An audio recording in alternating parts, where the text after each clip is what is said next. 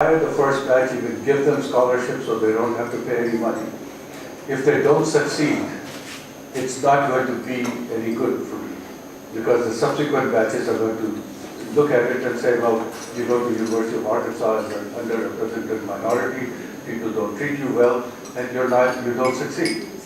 So I created this ECAP program, and the primary purpose of that program was to make sure that these students that come from underrepresented minorities are engaged in all aspects of our instructions programs, and there were people who were watching them. We had a freshman center, first year student center, and the students used to come, and some of them will sleep there because they found that place to be very comfortable.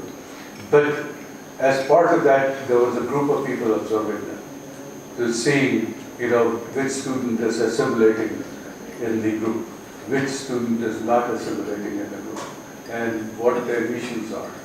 So now, among African Americans, for example, the first-time college goers, which were part of our ECAP program, the statistics was that about 20% of them actually finished everything after they came. In our program, 89% graduate and they get good grades, they get good jobs afterwards. So that taught me another lesson. What is value addition in all this? You can take the best student, which the IITs do, for example, and turn them into good graduates. You can take a student who's very raw, has not had the resources to go to the training schools and good schools and things like that, and but there is nothing wrong with that student.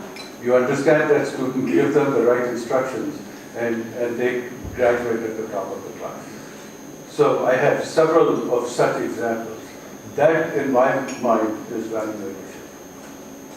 We talk about #1 engineering college or #1 university. In my mind, #1 means nothing, because there are a set of metrics people have used, and that only forces, in some ways, or supports wrong kinds of things. So everybody wants to become more exclusive. Just imagine in India, where you only cater to exclusive students, and 90% of the student population goes to schools that nobody cares about. You're going to have a generation that will become adults, and they will not have the background and education that you need for India to succeed. So I think these are, and I'm not saying that you should do all those things. Okay, I do have a presentation, but let's forget about it. I'm having more fun talking about giving you stories, and I want to open it up for interaction and questions. That is perhaps more valuable than looking at my slides. So I think introspection, having a strategic plan, having clearly identified goals, measuring the progress towards your goals, all these things are extremely, extremely important.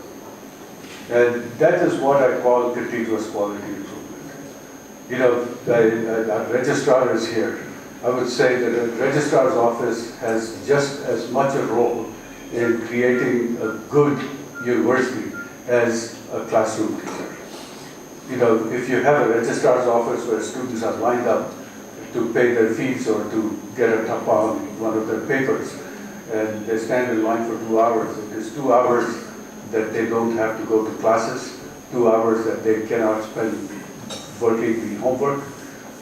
So all those things, and a lot of times I used to say the staff members that I had at Georgia Tech and University of Arkansas, that you have a major role, because the students look at faculty as God. Some of them are very afraid of them. They don't want to open up.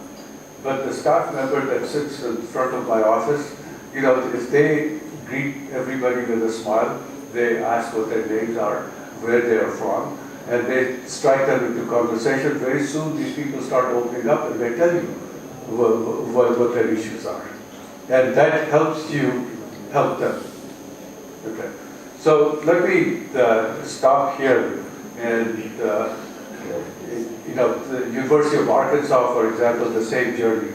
I came there in 2003. It was a tier 3 research institution. Now it is a top tier research institution. It took 15 years. There is no shortcut. It requires a lot of patience. It requires time. It requires very strategic actions and also measuring those actions. So if you look at what continuous quality improvement is, it is about knowing where you want to go, right? Then having a path to that goal and periodically correcting the path by making measurements and seeing what the progress is. And if the progress is not on schedule, you basically make corrections to your means of approaching and doing that. Or you have to sometimes increase your goal because you've been very successful, or you can lower your goals if you're not being successful. But you do not have the luxury of not knowing where you're going and how you're going to get there and where you are today in order to be, in order to accomplish everything that you set out to do. Okay, so. Well, that's okay. I'm okay. Yeah, that's all right. I'm fine. I've had too much coffee today, and I've had trouble sleeping. You say a little bit about your experience in India. So transformation in US is certainly very different from transformation in India, Yeah. Indian institutions, especially about your 2 years later. Yes, I would say the experience with Gagodia was a mixed bag. When I first talked to them, in fact, I was approached by MHRD to come to India as the director of IIT Delhi. And I will tell you what the process was, because you are going to get a laugh. Suddenly I opened my email. I have this email from the secretary of MHRD saying that your name has been presented by a panel to take over as the director of IIT Delhi. You're requested to come in the next 2 weeks, come to Delhi and be ready to meet the minister of MHRD and be ready to take charge. So first I thought it was a hoax, because nobody has approached me, nobody has asked for my CV. And apparently then I thought about it, and I knew Sanjay Dhande, who was IIT Kanpur director, and I knew Anand Krishnan, who was the chairman of the board.